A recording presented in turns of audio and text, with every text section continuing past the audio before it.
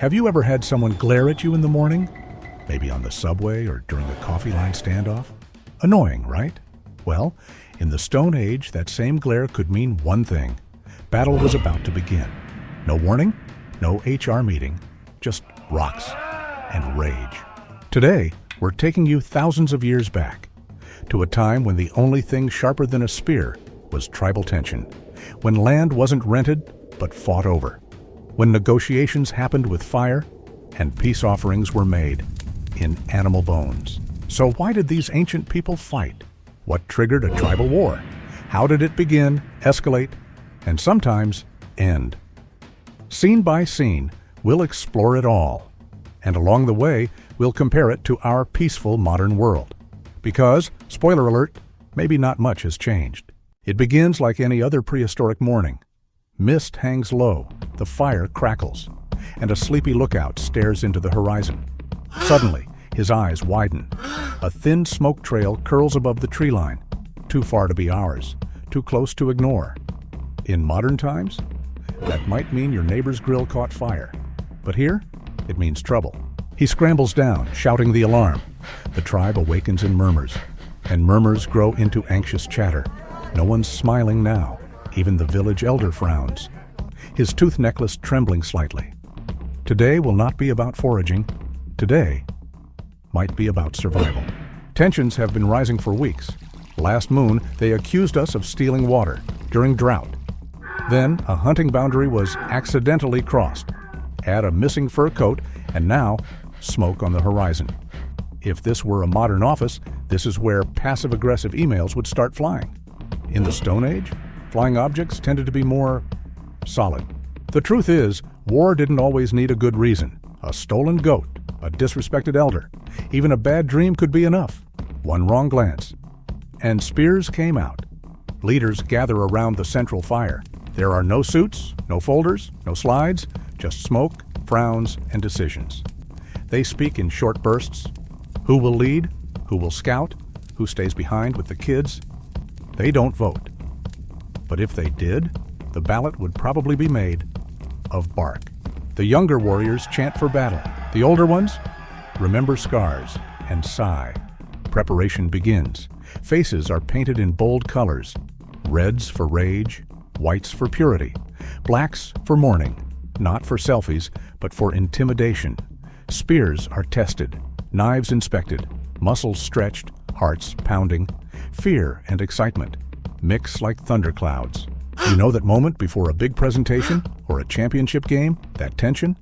Now amplify it by 100. The two tribes meet in an open field, bathed in silence. No birds chirp, no one blinks.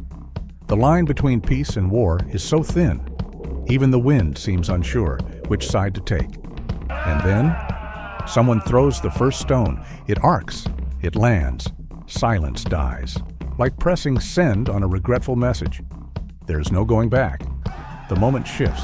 Spears are raised. War begins, not with declarations, but with instinct. The battlefield becomes a blur. Dust and limbs. Shouts echo. Feet pound. Weapons clash. Some fight with elegance. Some with fury. Others just flail. And hope. It's not strategy anymore. It's momentum. Chaos is in charge now.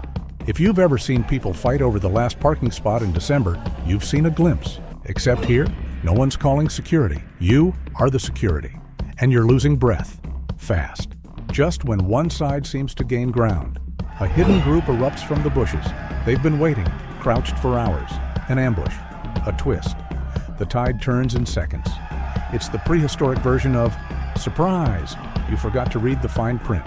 Confusion spreads. What was already chaos now becomes panic. People shout names, arrows fly, some flee, some fight harder. Then comes the moment every tribe dreads. A warrior cries out, not in rage, but pain. His brother falls to his knees, clutching the limp body. It's a sharp reminder. This isn't a game. These are real losses. Grief makes even the toughest tremble. Sometimes pain speaks louder than rage. Spears lower, shouts fade, eyes dart. Everyone pauses, breathing hard. It's like the awkward silence after a huge argument, when everyone realizes they might have gone too far. A leader steps forward, blood on his hands, weariness in his eyes. He raises his axe, not to strike, but to drop.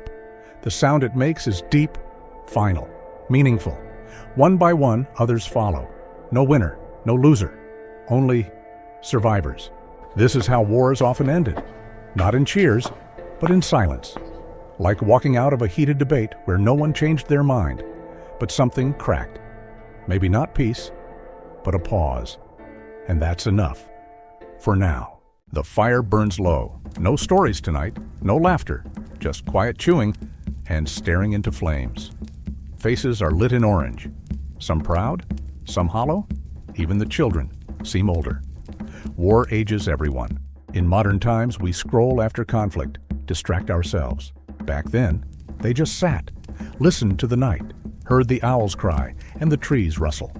No noise, just the echo of what was lost and what might return. Thousands of years have passed, but conflict hasn't changed much.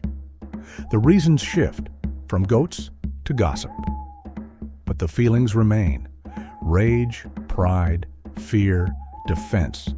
We've swapped spears for words, but the aim is still the same.